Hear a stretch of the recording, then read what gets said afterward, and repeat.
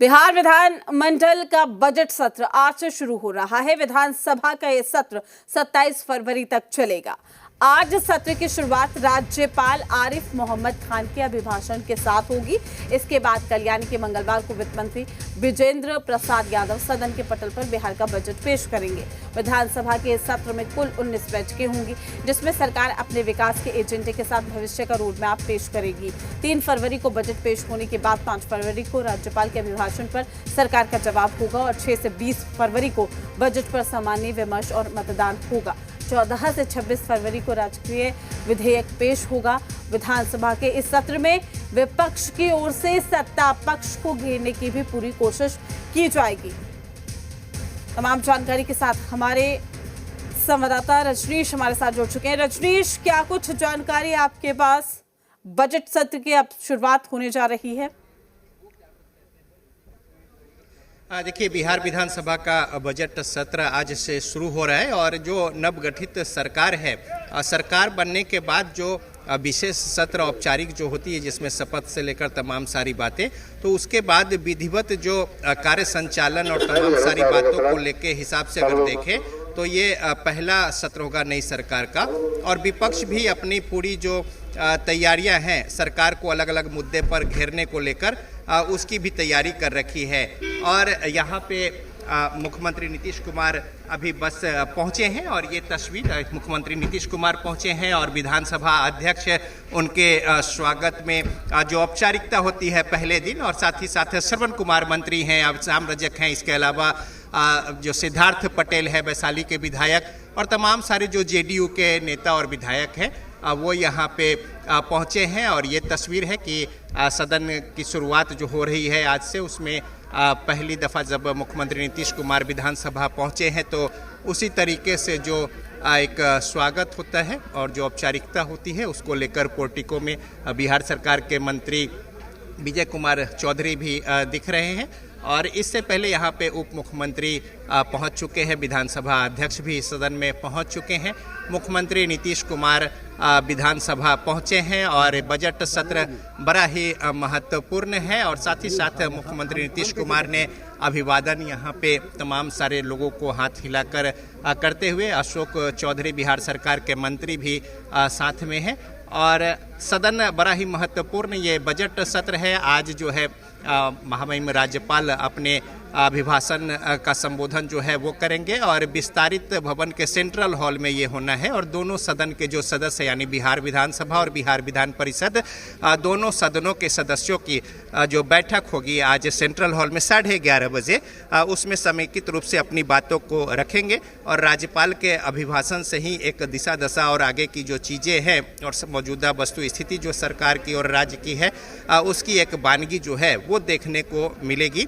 और कल जो है आज आर्थिक सर्वेक्षण टेबल होगा अभिभाषण के बाद, और उसके बाद कल जो है वो महत्वपूर्ण होगा। और साथ ही साथ राज्यपाल के जो अभिभाषण हुए हैं उस पर वाद विवाद और चर्चा तो होगी ही होगी, लेकिन उससे पहले सेकेंड हाफ में जो बजट है बिहार का, इस बार का बजट भी देखना बड़ा ही महत्वपूर्ण होगा, चूँकि सरकार विकास कार्यों को लेकर, इसके अलावा जनहित के कार्यों को लेकर और कई सारी जो योजनाएं हैं उसके बाबत बड़ी संख्या में जो सरकारी खर्च है उसमें बढ़ोतरी हुई है। तो लिहाजा किस तरीके से आय व्यय का समायोजन होगा ये देखना बड़ा ही दिलचस्प और महत्वपूर्ण होगा।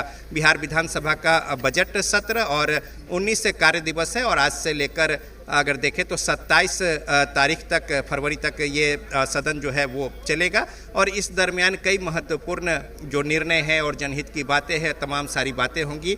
बजट जो है कल उस पर बड़ी महत्वपूर्ण जो बजट कल होना है इस पर नज़र होगी। और साथ ही साथ उसके बाद विपक्ष की अगर बात करें और मुख्य सचेतक से जो हमारी बात हुई है, सरकार को घेरने को लेकर कदम जो है वो उठाए जाएंगे। और यहाँ भी देखिए कि किस तरीके से नीट मसले को लेकर ये वानगी है मुख्य रूप से और मुखर रूप से जो कल विरोध होगा, लेकिन यहाँ पे नीट छात्रा रेप प्रकरण मामले को लेकर अभी राज्यपाल के अभिभाषण में शामिल करे बेटी हम शर्मिंदा हैं, तो ऐसे यहाँ पे बातों को लेकर जो रखे गए हैं। और साथ ही साथ जो सदस्य हैं वो यहाँ पे विरोध जता रहे हैं और इसका एक वानगी जो है कि ये मुद्दा मुखर होगा और इस मुद्दे को लेकर विपक्ष जो है वो अपनी बातों को रखेगी और साथ ही साथ बिहार विधानसभा में महत्वपूर्ण जो बैठक है ये क्या कुछ बात है वो हम जान लेते हैं। किस तरीके से विरोध है? लो। ये जो रेप प्रकरण हुआ है नीट के छात्रा के साथ, नीट के छात्रा का रेप करने के बाद उसको मर्डर कर दिया गया और अब तक रेपिस्ट जो है वो खुलेआम घूम रहे हैं और सरकार हाथ में हाथ धर करके बैठी हुई है।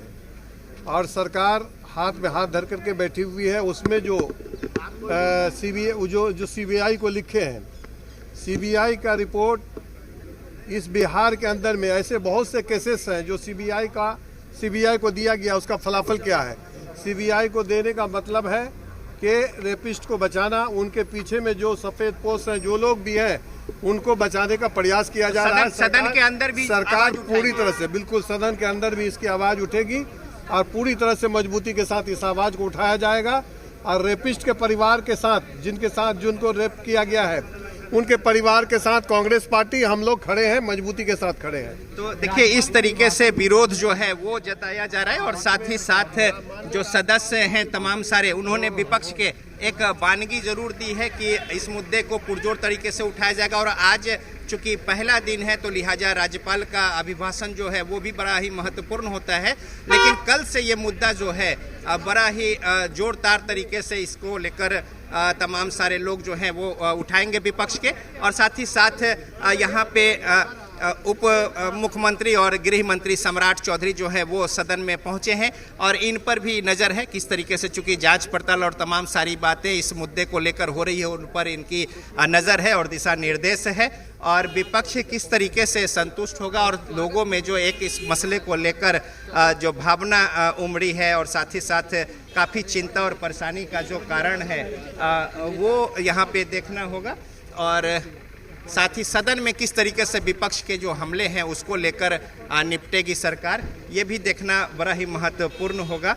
और कांग्रेस के राजेश राम जो है प्रदेश अध्यक्ष, वो यहाँ पे विधानसभा पहुँचे हैं। बिहार सरकार के जो मंत्री हैं यहाँ पे रत्नेश सदा, वो यहाँ पे पहुँचे हैं और साथ ही साथ तमाम सारे सदस्यों के आने का सिलसिला शुरू हो गया है। और अब विधानसभा की कार्रवाई जो है वो शुरू होगी 11 बजे से और ठीक उसके बाद आसन से घोषणा होगी और तमाम सारे लोग औपचारिक इस बैठक के बाद 11:30 में सेंट्रल हॉल में इकट्ठा होंगे, जहां पे राज्यपाल दोनों सदनों को समेकित रूप से जो बैठक होगी उसको संबोधित करेंगे। ठीक है रजनीश, तमाम जानकारी साझा करने के लिए आपका शुक्रिया। अपडेट हम आपसे लेते रहेंगे।